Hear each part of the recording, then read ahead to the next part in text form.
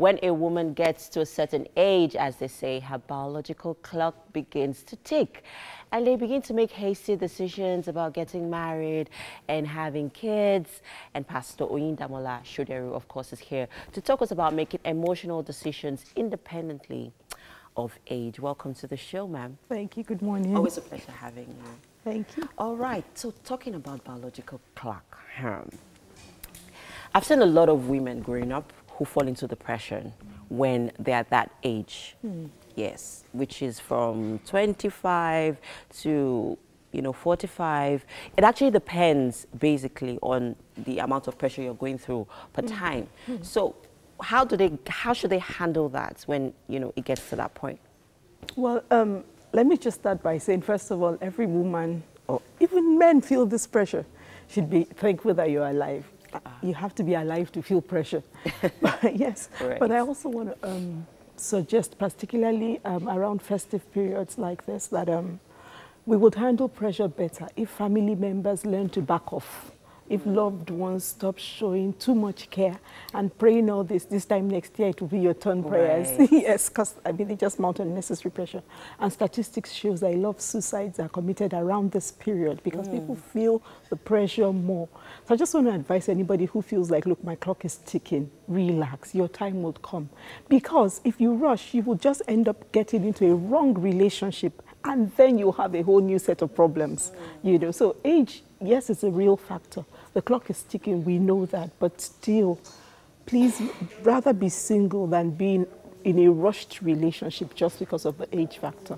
Okay, I'm a strong believer, okay, yes, I'm married, yes, but marriage has become such a necessity, for every woman.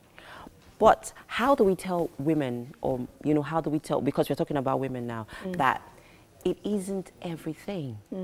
How do we pass this message across to them without them feeling, oh, okay, you're saying it's because you're married? Yeah, right. Well, we could just keep encouraging and keep talking. I'm also married, but then the honest truth is, marriage isn't what's going to define you or make you into who you need to be.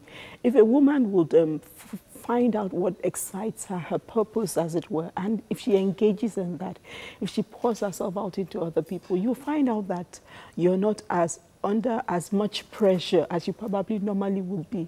I've said it here before, you can be very married and very unhappy. Sure. Yes, you can be very married and very single. So it's more about defining who you are. It's about living your life and making it count. That is what really matters. Okay, thank you very much for that one. That also just brought the question. Okay, because I mean, a lot more women are becoming more independent because we are more aware and we are becoming more empowered. So there's just a lot of women are making that decision where I just want to have kids. I don't want to be married. Is that a problem? Because you know how single mothers are being, in our society today, how they're being looked at. Should that be a problem? So if it gets to that point where the pressure is so much, what do you advise a woman to do? So you're saying if the pressure is so much, should I just go ahead and have a baby anyway? Exactly. Honestly, I would not recommend that as the first option or the second or third, because beyond yourself, you have to think of the life you're bringing into the world. Yes, a lot of children don't thrive as much.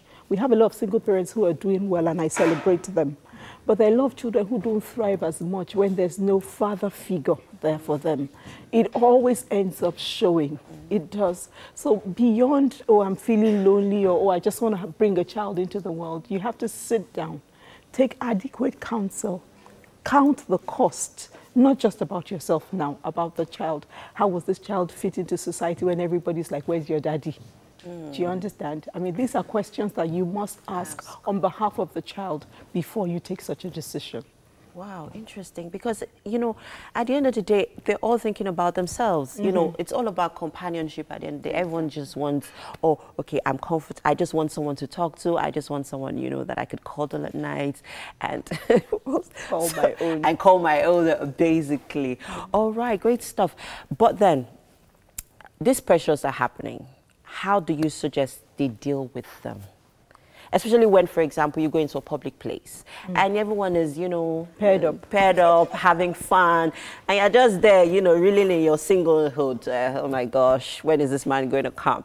And let's not also forget that churches and, you know, religious gatherings are not making this easy. Oh, because how? when you see them praying, you must marry, and everyone is jumping and shouting, like, you know, so it's not making it easy. So it's what advice would you give to women at that, you know, stage? How do they handle that? It's very important. Like I said, this topic we're dealing with today is a very sensitive one, Yes, because it there's a is. huge percentage of people who are matured and ready for relationships and are not in relationships.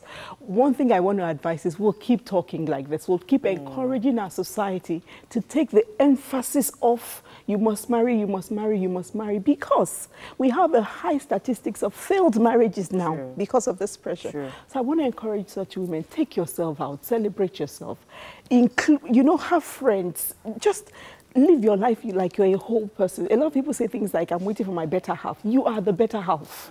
Be a whole. Enjoy your life. Enjoy every day. And make it count. And make it count. Make it count. Thank you so much, Ms. Oyinda Shoderu.